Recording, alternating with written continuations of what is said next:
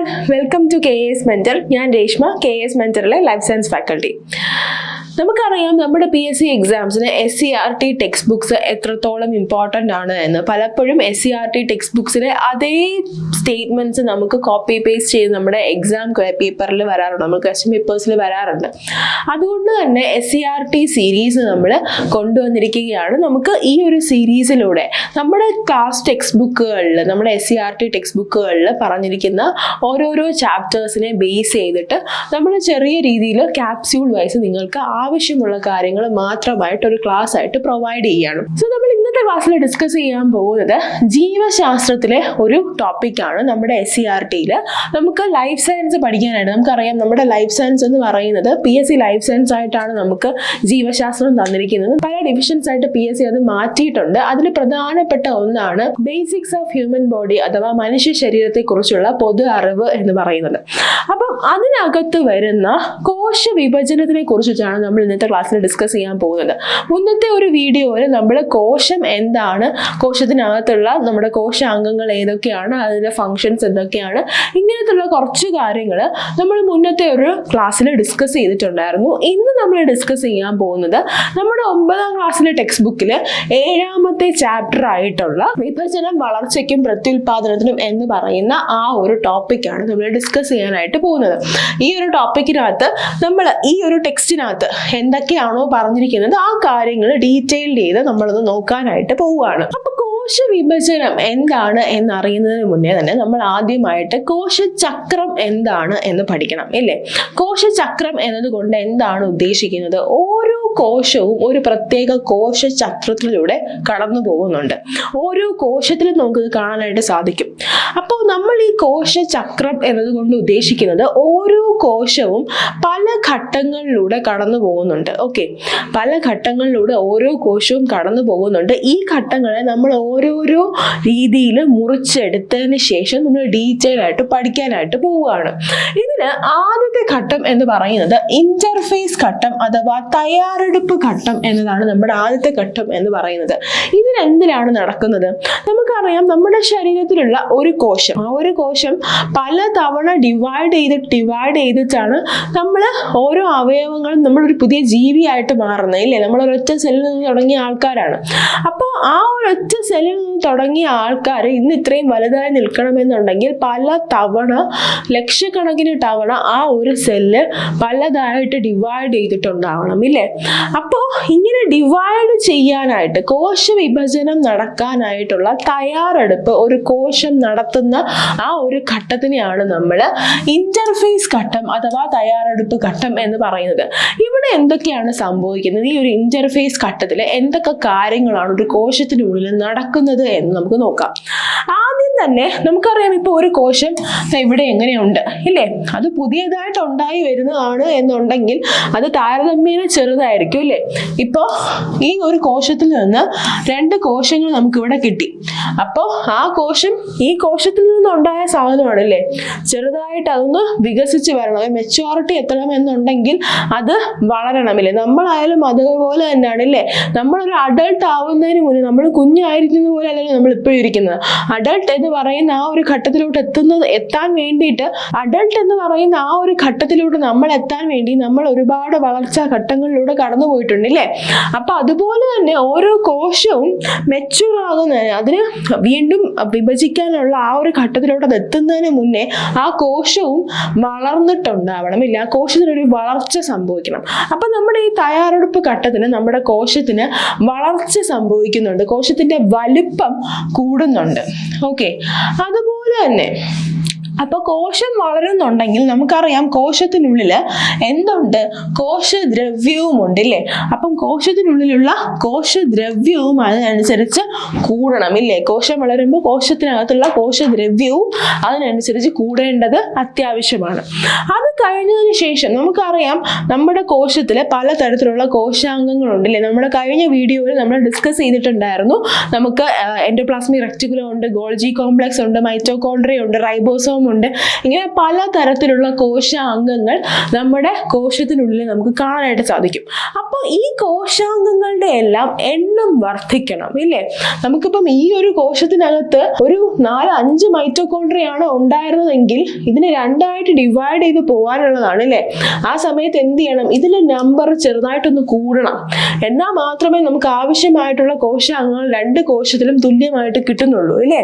അപ്പൊ അവിടെ എന്ത് സംഭവിക്കുന്നുണ്ട്? കോശാംഗങ്ങളുടെ എണ്ണം വർദ്ധിക്കുന്നുണ്ട്.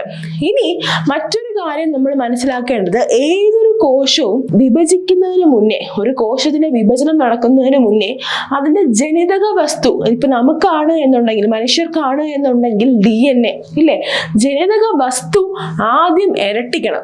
ജനിതക വസ്തു ഇരട്ടിച്ചതിന് ശേഷം മാത്രമേ നമുക്ക് എന്ത് സംഭവിക്കാൻ പാടുള്ളൂ? കോശ വിഭജനം, ആ കോശം രണ്ടായിട്ട് മുറിഞ്ഞു മാറാൻ പാടുള്ളൂ ഇല്ലേ? ഇപ്പം ജനിതക വസ്തു ഇരട്ടിക്കാണ്ട് ഒരു കോശം രണ്ടായിട്ട് വിഭജിച്ചു എന്ന് വിചാരിക്കുക. ജനിതക വസ്തു ഇരട്ടിച്ചിട്ടില്ല. നമ്മൾ സാധാരണ ജനിതക വസ്തുവിനെ പറയുന്നത് N2N എന്നാണ് നമ്മൾ പറയാറ്. ഇപ്പോ നമുക്ക് 2N ആയിട്ടിരുന്ന ഒരു സാധനം 4N ആദ്യം ആകണം അല്ലേ?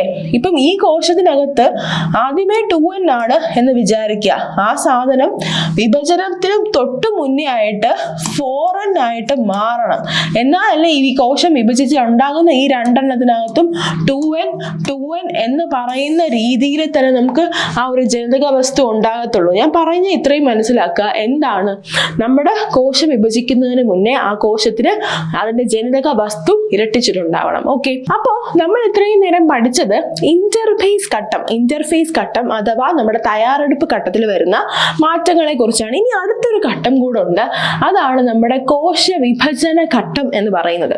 ഈ ഒരു കോശ വിഭജന ഘട്ടത്തിലാണ് നമ്മൾ നേരത്തെ പറഞ്ഞ ഈ 2 കോശങ്ങളായിട്ട്, ഈ ഒരൊറ്റ കോശം ഈ 2 കോശങ്ങളായിട്ട് മാറുന്ന ആ ഒരു പ്രോസസ്സ് കൃത്യമായിട്ട് നടക്കുന്നത് ഈ ഒരു കോശ വിഭജന ഘട്ടത്തിലാണ്.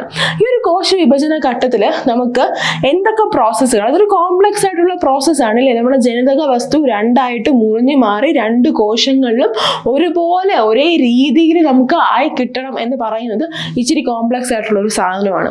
അതെങ്ങനെ നടക്കുന്നു, അതിന്റെ ഘട്ടങ്ങൾ എന്തൊക്കെയാണ് എന്നതിനെ കുറിച്ച് നമ്മൾ അടുത്ത ഡീറ്റെയിൽ ആയിട്ട് പഠിക്കാനായിട്ട് പോവുകയാണ്. അപ്പോൾ ഈ ഒരു കോശ വിഭജനം, ആ ഒരു വിഭജന ഘട്ടത്തിനെ നമ്മൾ മെയിൻലി 2 ആയിട്ട് ഡിവൈഡ് ചെയ്തിട്ടുണ്ട്.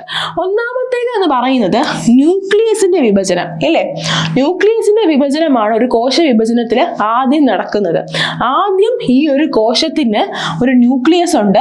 ആ ന്യൂക്ലിയസ് ഡിവൈഡ് ചെയ്ത് 2 ന്യൂക്ലിയസ് ആയിട്ട് മാറണം. എന്നിട്ട് ഈ 2 ന്യൂക്ലിയസും ഈ 2 കോശത്തിലേക്കുമായിട്ട് ഡിവൈഡ് ചെയ്ത് നമുക്ക് കിട്ടും. ഓക്കെ, അപ്പൊ ആദ്യം നടക്കേണ്ടത് നമ്മുടെ ന്യൂക്ലിയസിന്റെ വിഭജനമാണ്, അഥവാ കാരിയോകൈനസിസ് ആണ് ആദ്യം നടക്കേണ്ടത്. ന്യൂക്ലിയസിന്റെ വിഭജനത്തിന് നമ്മൾ പറയുന്ന മറ്റൊരു പേരാണ് കാരിയോകൈനസിസ് എന്ന് പറയുന്നത്. അപ്പോൾ ന്യൂക്ലിയസിന്റെ വിഭജനം ആദ്യം നടക്കും. അത് കഴിഞ്ഞതിന് ശേഷം കോശദ്രവ്യ വിഭജനം നടക്കും. ആദ്യം ന്യൂക്ലിയസ് ഡിവൈഡ് ചെയ്യുന്നു. ഓക്കെ, ആദ്യം നമുക്കിവിടെ ഒറ്റ ന്യൂക്ലിയസേ ഉണ്ടായിരുന്നുള്ളൂ. അത് കഴിഞ്ഞതിന് ശേഷം നമുക്കിവിടെ 2 ന്യൂക്ലിയസ് കിട്ടി. എന്നിട്ട് ഈ കോശം നമുക്ക് 2 ആയിട്ട് ഡിവൈഡ് ചെയ്ത് ഇങ്ങനെ 2 കോശങ്ങളായിട്ട് കിട്ടണം. ഓക്കെ, 2 ന്യൂക്ലിയസോട് കൂടിയ 2 കോശങ്ങളായിട്ട് കിട്ടണം. അപ്പൊ ആദ്യം നമുക്ക് കാരിയോകൈനസിസ് അഥവാ ന്യൂക്ലിയസിന്റെ വിഭജനം നടക്കണം. രണ്ടാമത് കോശദ്രവ്യ വിഭജനം അഥവാ സൈറ്റോകൈനസിസ് നടക്കണം. ഓക്കെ, കോശദ്രവ്യ വിഭജനം അഥവാ സൈറ്റോകൈനസിസ് നടക്കണം.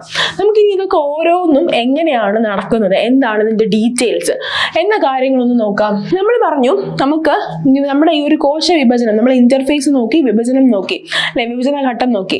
ഇനി നമുക്ക് മനുഷ്യരിലാണെന്നുണ്ടെങ്കിൽ 2 തരത്തിൽ കോശ വിഭജനം നടക്കാനുള്ള സാധ്യതയുണ്ട്. 2 തരത്തിൽ നമുക്ക് കോശ വിഭജനം നടക്കുന്നുണ്ട്. ഏതൊക്കെയാണ് ആ 2 തരം കോശ വിഭജനം എന്ന് പറയുന്നത്? ഒന്നാമത്തേത് ക്രമഭംഗമാണ്. രണ്ടാമത്തേത് ഊനഭംഗമാണ്. എന്താണ്? ഊനഭംഗമാണ് നമ്മുടെ 2ാമത്തെ തരം കോശ വിഭജനം എന്ന് പറയുന്നത്. ഈ ഒരു ക്രമഭംഗം അഥവാ മൈറ്റോസിസ് നടക്കുന്നത് എവിടെയാണ്? നമ്മുടെ സാധാരണയായിട്ടുള്ള കായിക കോശങ്ങൾ അഥവാ നമ്മുടെ സൊമാറ്റിക് സെൽസിലാണ് നടക്കുന്നത്. അത് നമ്മുടെ സാധാരണ കയ്യിലും കാലിലും എല്ലാം കാണുന്ന ഏത് തരം കോശങ്ങളാണോ അതേ തരം കോശങ്ങൾ, അവയാണ് നമ്മൾ സൊമാറ്റിക് കോശങ്ങൾ എന്ന് വിളിക്കുന്നത്. ഈ കോശങ്ങളിലാണ് ആദ്യമായിട്ട് ക്രമഭംഗം എന്ന് പറയുന്ന ആ ഒരു ഡിവിഷൻ നടക്കുന്നത്.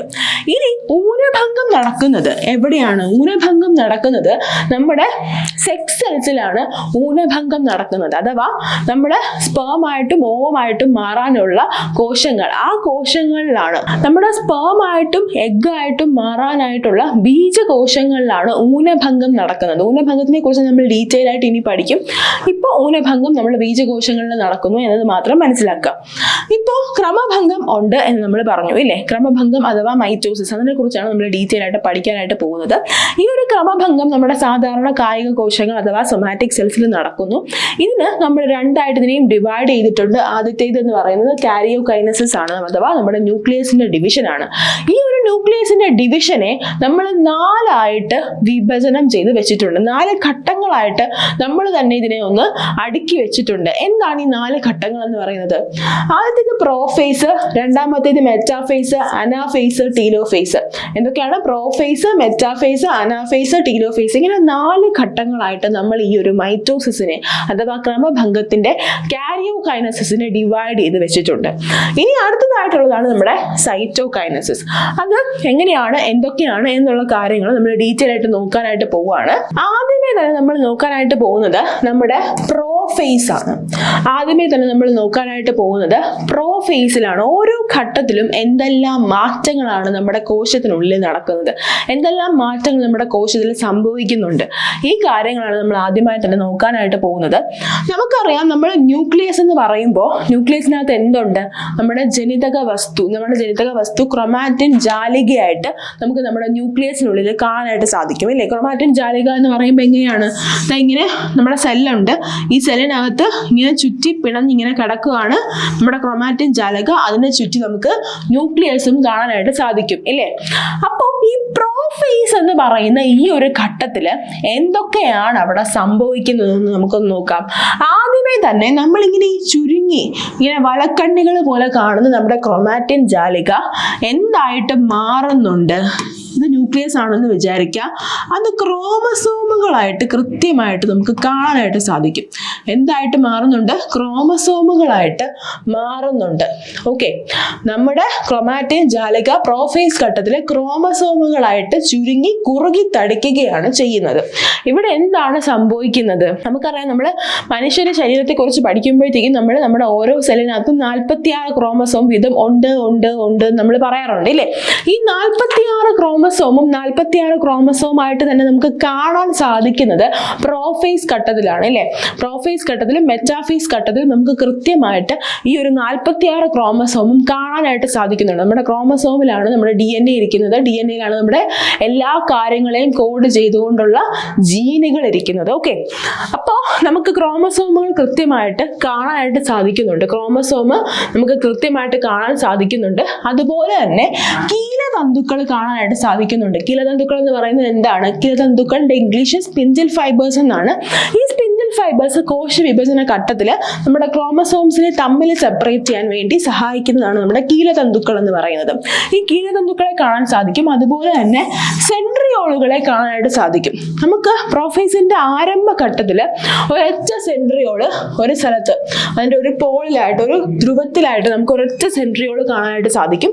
പക്ഷെ പിന്നീട് ക്രമേണ നമ്മുടെ സെൻട്രിയോള് പതുക്കെ ഡിവൈഡ് ചെയ്ത് 2ആയിട്ട് മാറിയതിന് ശേഷം ഇത് 2 പോളുകളിലേക്ക്, ഇതിപ്പോൾ സൗത്ത് പോളും ഇതിപ്പോൾ നോർത്ത് പോളും ആണെന്ന് വിചാരിക്കുക. നമ്മുടെ സെല്ലിന്റെ സൗത്ത് പോളിലേക്കും നോർത്ത് പോളിലേക്കും ഈ ഒരു സെൻട്രിയോളുകൾ അങ്ങോട്ടും ഇങ്ങോട്ടും മാറും. ഈ സെൻട്രിയോൾസിൽ നിന്നാണ് എന്ത് അറൈസ് ചെയ്യുന്നത്?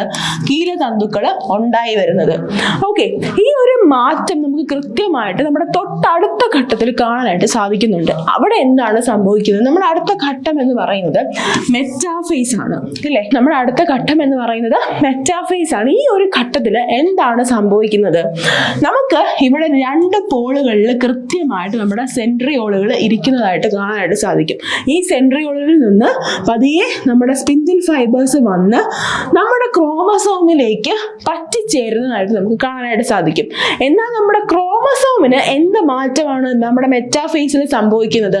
ക്രോമസോമിന് മെറ്റാഫേസ് ഘട്ടത്തിൽ ക്രോമസോമുകൾ ഇങ്ങനെ നിരയായിട്ട് വന്ന് നമ്മുടെ സെല്ലിന്റെ ആ ഒരു സെൻട്രലിലേക്ക് വന്ന് അലൈൻ ചെയ്ത് നിൽക്കുന്നതായിട്ട് കാണാനായിട്ട് സാധിക്കും. നമ്മുടെ ഈ ഒരു മെറ്റാഫേസ് ഘട്ടത്തിൽ സെൻട്രിയോളുകൾക്ക് വരുന്ന മാറ്റം, സ്പിൻഡിൽ ഫൈബേഴ്സിന് വരുന്ന മാറ്റം, ക്രോമസോമിന് വരുന്ന മാറ്റം, ഇതെല്ലാം നമ്മൾ കണ്ടു. പക്ഷെ നമ്മൾ കൃത്യമായിട്ട് മനസ്സിലാക്കേണ്ട മറ്റൊരു ഭാഗമാണ്, മറ്റൊരു ഘട്ടമാണ് എന്ത്? നമ്മുടെ ന്യൂക്ലിയസ് അന്നേരം എവിടെ പോയി? ന്യൂക്ലിയസിന് കൃത്യമായിട്ടൊരു ന്യൂക്ലിയർ മെംബ്രെയിനോട് കൂടി നമുക്കൊരു ന്യൂക്ലിയസ് ഉണ്ടായിരുന്നു. ഈ ഒരു പിക്ചറിൽ വരുമ്പോൾ നമുക്ക് ആ ഒരു ന്യൂക്ലിയസ് കാണാൻ സാധിക്കുന്നുണ്ടോ? ഇല്ല. ന്യൂക്ലിയർ മെംബ്രെയിൻ അവിടെ മെറ്റാഫേസ് ഘട്ടത്തിൽ പൂർണ്ണമായിട്ടും അപ്രത്യക്ഷമാവുകയാണ് ചെയ്യുന്നത്. പ്രോഫേസ് ഘട്ടത്തിൽ ഈ ഒരു ന്യൂക്ലിയർ മെംബ്രെയിൻ മങ്ങി തുടങ്ങും, അത് പതിയെ പതിയെ അത് നശിച്ചു പോയിക്കൊണ്ടിരിക്കും. എന്നിട്ട് നമ്മുടെ മെറ്റാഫേസ് ഘട്ടത്തിലാണ് കൃത്യമായിട്ട് നമ്മുടെ ന്യൂക്ലിയർ മെംബ്രെയിൻ, ആ ഒരു മെംബ്രെയിൻ കൃത്യമായിട്ട് മാഞ്ഞു പോയിട്ട് നമ്മുടെ ക്രോമസോംസ് എല്ലാം ആ ഒരു, ഇതിപ്പോൾ നമ്മുടെ സെല്ലാണെന്നുണ്ടെങ്കിൽ ആ ഒരു സെല്ലിന്റെ സെൻട്രൽ പ്ലേറ്റിൽ വന്ന് ആ ഒരു സെൻട്രൽ ഭാഗത്ത് വന്ന് നമ്മുടെ ക്രോമസോം എല്ലാം ഇങ്ങനെ നിരനിരയായിട്ട് നിൽക്കുന്നു. ഓരോ പോളിൽ നിന്നും നമുക്ക് സൗത്ത് പോൾ ആയാലും നോർത്ത് പോളിലായാലും സെൻട്രിയോളുകളുണ്ട്. ഈ സെൻട്രിയോളുകളിൽ നിന്ന് വരുന്ന സ്പിൻഡിൽ ഫൈബേഴ്സ് വന്ന് നമ്മുടെ ഈ ഒരു ക്രോമസോമിൽ അറ്റാച്ച് ചെയ്തതിന് ശേഷം ഈ ക്രോമസോമുകൾ ഇങ്ങനെ നിരന്ന് നിൽക്കും. ഓക്കെ, ക്ലിയർ ആണല്ലോ? അപ്പൊ എന്തൊക്കെ മാറ്റങ്ങളാണ് നമ്മൾ മെറ്റാഫേസിൽ പറഞ്ഞത്? ന്യൂക്ലിയർ മെംബ്രെയിൻ പൂർണ്ണമായിട്ടും അപ്രത്യക്ഷമാകുന്നു, സ്പിൻഡിൽ ഫൈബേഴ്സ് വന്ന് നമ്മുടെ ക്രോമസോമിൽ അറ്റാച്ച് ചെയ്യുന്നു, നമ്മുടെ ക്രോമസോമുകളെല്ലാം സെൻട്രൽ പ്ലേറ്റിൽ സെല്ലിന്റെ കോശത്തിന്റെ സെൻട്രലായിട്ട് വന്ന് ഇങ്ങനെ നിരന്ന് നിൽക്കുന്നു. ഇങ്ങനത്തുള്ള മാറ്റങ്ങളാണ് നമുക്ക് നമ്മുടെ ഈ ഒരു മെറ്റാഫേസ് ഘട്ടത്തിൽ കാണാനായിട്ട് സാധിക്കുന്നത്. പ്രോഫേസിൽ എന്തായിരുന്നു? ന്യൂക്ലിയർ മെംബ്രെയിൻ അപ്രത്യക്ഷമായിട്ട് തുടങ്ങുന്നു, നമ്മുടെ ക്രോമസോമുകൾ, നമ്മുടെ ക്രോമാറ്റിൻ ജാലിക കുറുകിത്തിടിച്ച് ക്രോമസോമുകളായി മാറി തുടങ്ങുന്നു. അതുപോലെ തന്നെ നമ്മുടെ സെൻട്രിയോളുകൾ ഡിവൈഡ് ചെയ്ത് രണ്ട് സ്ഥലത്തേക്ക്, രണ്ട് പോളുകളിലേക്ക് യാത്ര ആരംഭിക്കുന്നു. ഇങ്ങനെയുള്ള മാറ്റങ്ങളാണ് നമുക്ക് പ്രോഫേസിൽ കാണാനായിട്ട് സാധിക്കുന്നത്. ഇനി അടുത്തതായിട്ട് നമുക്ക് നോക്കേണ്ടത്, നമുക്ക് രണ്ട് ഫേസും കൂടെ നമ്മൾ നേരത്തെ പറഞ്ഞിട്ടുണ്ടായിരുന്നു. നമുക്ക് അനാഫേസും ടീലോഫേസും ഉണ്ട് അല്ലേ? നമുക്ക് അടുത്തതായിട്ട് അനാഫേസിൽ വരുന്ന മാറ്റങ്ങൾ എന്തൊക്കെയാണെന്ന് നോക്കാം. നമ്മൾ നേരത്തെ മെറ്റാഫേസിൽ നോക്കിയപ്പോഴത്തേക്കും നമ്മുടെ ക്രോമസോമുകൾ ഇങ്ങനെ സെൻട്രലിൽ വന്ന് അലൈൻ ചെയ്ത് ഇങ്ങനെ നിൽക്കുന്നുണ്ടായിരുന്നു ഇല്ലേ? നമ്മുടെ സ്പിൻഡിൽ ഫൈബേഴ്സ് വന്ന് നമ്മുടെ ക്രോമസോമുകളിൽ പറ്റിച്ചേർന്നിരിക്കുന്നുണ്ടായിരുന്നു. അനാഫേസിൽ എന്താണ് സംഭവിക്കുന്നത്? ഇങ്ങനെ ഈ ഇരുന്ന ആ ക്രോമസോംസിനെ, ഇങ്ങനെ സെൻട്രലായിട്ട് ഇങ്ങനെ ഇരുന്ന ക്രോമസോംസിനെ നമ്മുടെ സ്പിൻഡിൽ ഫൈബേഴ്സ് രണ്ട് ധ്രുവങ്ങളിലേക്കും വലിച്ചുകൊണ്ട് പോവുകയാണ് ചെയ്യുന്നത്. നമ്മുടെ ഈ ഒരു സ്പിൻഡിൽ ഫൈബേഴ്സ് നമ്മുടെ ക്രോമസോമിനെ രണ്ട് ധ്രുവങ്ങളിലേക്കും വലിച്ചുകൊണ്ട് പോവുകയാണ് അവിടെ സംഭവിക്കുന്നത്. എങ്ങനെയാണ്? നമുക്കിവിടെ സെൻട്രിയോൾ ഉണ്ടായിരുന്നു, സ്പിൻഡിൽ ഫൈബർ നമ്മുടെ ക്രോമസോമിൽ അറ്റാച്ച്ഡ് ആയിരുന്നു.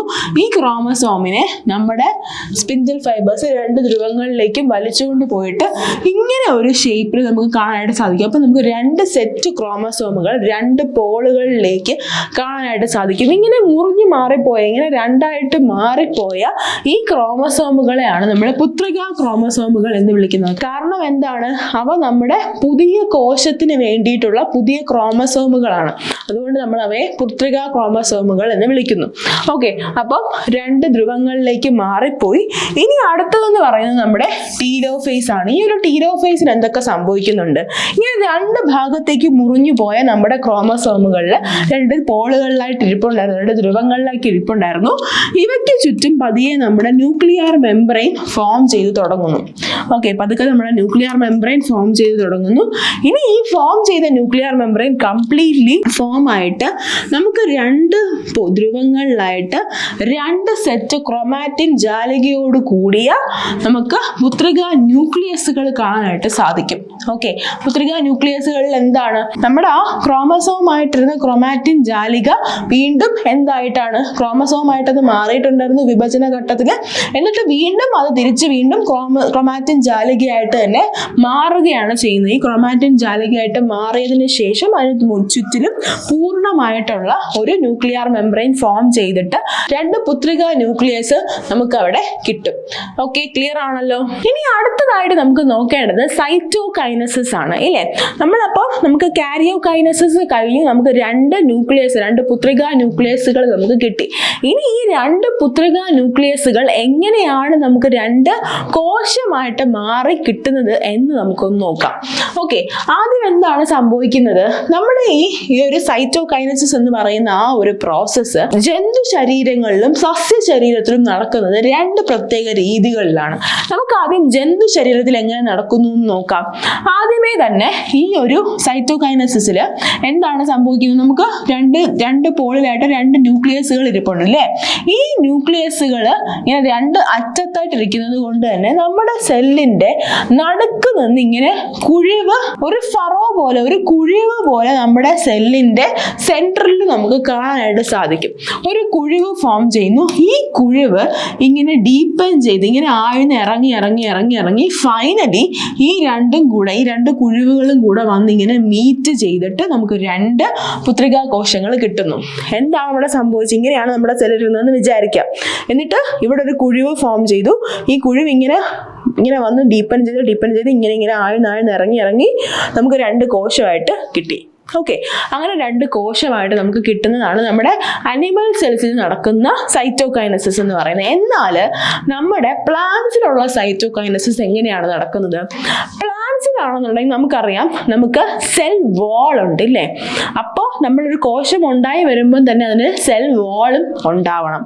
അപ്പോൾ ആ ഒരു സെൽ വാളിൻ്റെ ഒക്കെ ഫോർമേഷൻ എങ്ങനെയാണ് നടക്കുന്നത് നോക്കാം. ആദ്യമേ തന്നെ നമുക്ക് പുത്രികാ ന്യൂക്ലിയസുകൾ അവിടെയും രണ്ട് പോളിലായിട്ട് ഇരിപ്പുണ്ട്. അവർക്ക് ഇടയിലായിട്ട് ചെറു സ്തര സഞ്ചികൾ ഉണ്ടാകുന്നു. ഓക്കെ, ഈ രണ്ടിൻ്റെ ഇടയിലായിട്ട് ചെറു സ്തര സഞ്ചികൾ ഉണ്ടാകുന്നു. ഈ സ്തര സഞ്ചികൾ എല്ലാം കൂടെ ചേർന്നിട്ട് നമുക്ക് സെൽ പ്ലേറ്റ്, കോശഫലകം രൂപപ്പെടുന്നു. ഓക്കെ, കോശഫലകം എന്ന് പറയുന്ന ആ ഒരു ഭാഗം ഈ ചെറു സ്തര സഞ്ചികളെല്ലാം കൂടെ യോജിച്ച് നമുക്ക് ഉണ്ടാകുന്നു.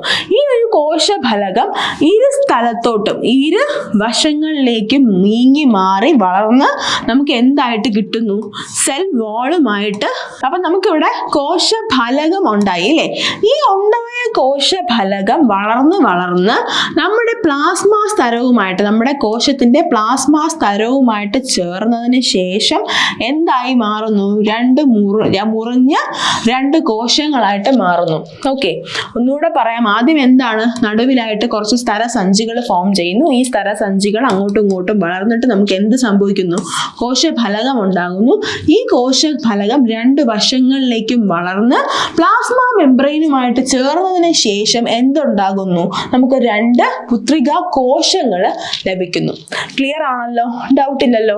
ഇനി അടുത്തതായിട്ട് നമുക്ക് നോക്കേണ്ടതാണ് ഊനഭംഗം എന്ന് പറയുന്നത്. ഊനഭംഗം അഥവാ മിയോസിസ് എന്ന് നമ്മൾ വിളിക്കുന്ന പ്രക്രിയ, നമ്മുടെ ബീജകോശങ്ങളിൽ നടക്കുന്ന ഡിവിഷൻ.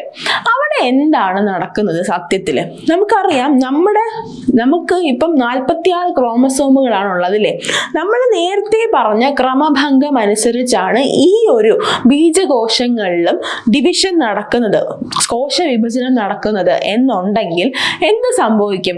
നമുക്ക് 46 ക്രോമസോമുകളുള്ള കോശങ്ങളാണ് ഉള്ളത് ഇല്ലേ. അപ്പോൾ ക്രമഭംഗമാണ് നടക്കുന്നുണ്ടെങ്കിൽ അവിടെ എന്ത് സംഭവിക്കണം? അത് ഡിവൈഡ് ചെയ്ത് 46 എന്ന് പറയുന്ന ക്രോമസോം സംഖ്യയുള്ള രണ്ട് കോശങ്ങൾ നമുക്ക് ഉണ്ടാകണം ഇല്ലേ. ഇവിടെ അങ്ങനെയാണോ സംഭവിക്കേണ്ടത്? ഇപ്പൊ 46 എന്ന് പറയുന്ന ക്രോമസോം സംഖ്യയുള്ള നമുക്ക് ബീജകോശങ്ങൾ അങ്ങനെയാണ് ഉണ്ടായതെന്ന് വിചാരിക്കുക. എന്നിട്ട് എന്ത് ചെയ്യണം? ഈ ബീജകോശങ്ങൾ, ഇതിപ്പോ ഒരു സ്പേം ആണെന്നുണ്ടെങ്കിൽ ചെന്ന് ഒരു എഗ്ഗുമായിട്ട് ഫ്യൂസ് ചെയ്യണം. ഇതൊരു എഗ്ഗ് ആണെന്നുണ്ടെങ്കിൽ സ്പേം വന്ന് ഫ്യൂസ് ചെയ്യണം അല്ലേ. അപ്പൊ ഈ 46 ആയിട്ടാണ് ഇരിക്കുന്നത്. ഈ 46 ആയിട്ടിരിക്കുന്ന സാധനത്തിനകത്തോട്ട് പിന്നെയും ഒരു 46 കൂടെ വരികയാണ്. അതായത് 46 കൂടെ ആയി കഴിഞ്ഞ് കഴിഞ്ഞാൽ പിന്നെ എന്തായിരിക്കും സംഭവിക്കുന്നത്? 92 ക്രോമസോം ഉള്ള വേറെ ഏതോ ജീവിയായിരിക്കും ഉണ്ടാവാൻ പോകുന്നത് ഇല്ലേ. അങ്ങനെയാണോ സംഭവിക്കുന്നത്? അല്ല, നമുക്ക് 46 ക്രോമസോം ഉള്ള മനുഷ്യ കുഞ്ഞുങ്ങൾ തന്നെയാണ് ജനിക്കുന്നത് ഇല്ലേ. എന്തുകൊണ്ടാണ് അങ്ങനെ സംഭവിക്കുന്നത്? അത് നടക്കുന്നത് നമ്മുടെ ഈ ഊനഭംഗം ഉള്ളത് കൊണ്ടാണ്. ഊനഭംഗത്തിൽ എന്ത് സംഭവിക്കുന്നുണ്ട്? അതൊരു റിഡക്ഷൻ ഡിവിഷൻ ആണ്. എന്താണ് അതുകൊണ്ട് ഉദ്ദേശിക്കുന്നത്? നമ്മുടെ ക്രോമസോമിന്റെ എണ്ണം അവിടെ പകുതിയായിട്ട് കുറയുന്നുണ്ട് ഉണ്ട്. ഈ 46 എന്ന് പറയുന്ന ആ ഒരു സംഖ്യ ഡിവൈഡ് ചെയ്ത് 23 മാറിയതിന് ശേഷമാണ് നമുക്ക് എന്ത് നടക്കുന്നത്? ഊനഭംഗം കംപ്ലീറ്റ് ആകുന്നത്. നമുക്ക് ഊനഭംഗത്തിലൂടെ ലഭിക്കുന്ന നമ്മുടെ ബീജകോശങ്ങളാണ്.